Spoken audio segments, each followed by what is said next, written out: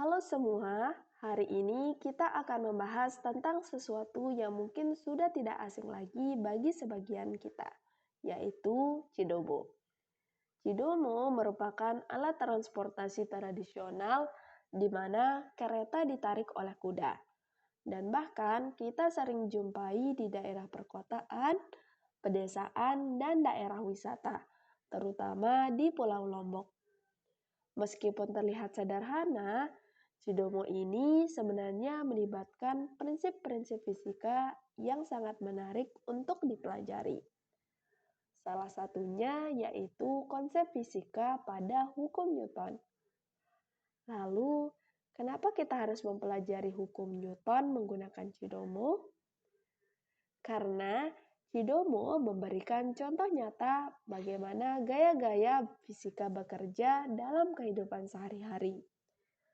Dengan memahami cara kerja Cidomo, kita bisa lebih mengerti bagaimana hukum Newton yang merupakan dasar dari banyaknya prinsip fisika untuk diaplikasikan dalam kehidupan nyata. Pertama, kita mulai dengan hukum Newton 1, yang dikenal juga sebagai hukum kelembaban. Hukum ini menyatakan bahwa suatu benda akan tetap diam atau bergerak dengan kecepatan konstan, kecuali ada gaya luar yang bekerja padanya. Di sini, Cidomo akan tetap diam kecuali kuda menariknya. Ini berarti bahwa tanpa adanya gaya yang diberikan oleh kuda, kereta akan tetap dalam keadaan diam. Selanjutnya, hukum Newton kedua. Hukum ini menyatakan bahwa percepatan sebuah benda berbanding lurus dengan gaya yang diberikan pada suatu benda dan berbanding terbalik dengan masanya, yaitu rumusnya F sama dengan M dikali A. Ketika kuda mulai menarik kereta, kuda memberikan gaya ke depan pada kereta. Besarnya percepatan kereta tergantung pada seberapa besar gaya yang diberikan oleh kuda dan seberapa berat keretanya. Jadi, jika kuda menarik dengan lebih kuat atau jika kereta lebih ringan, maka percepatan kereta akan lebih besar. Sedangkan hukum Newton ketiga menyatakan bahwa setiap aksi selalu memiliki reaksi yang sama besar dan berlawanan arah. Ini bisa dirumuskan dengan F aksi sama dengan F reaksi. Pertama, kita akan melihat kuda menarik Cidomo. Kuda memberikan gaya tarik ke depan pada Cidomo. Ini adalah gaya aksi. Sebagai reaksi, Cidomo memberikan gaya yang sama besar tetapi berlawanan arah ke belakang pada kuda.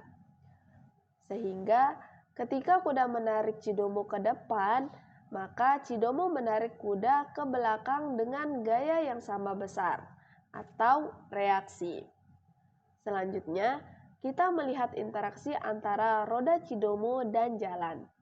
Saat roda Cidomo berputar, roda memberikan gaya ke belakang pada jalan. Ini adalah gaya aksi. Sebagai reaksi, jalan memberikan gaya yang sama besar tetapi berlawanan arah ke depan pada roda. Sehingga ketika roda Cidomo menekan jalan ke belakang atau aksi, jalan mendorong ke depan atau reaksi yang membantu kereta bergerak maju.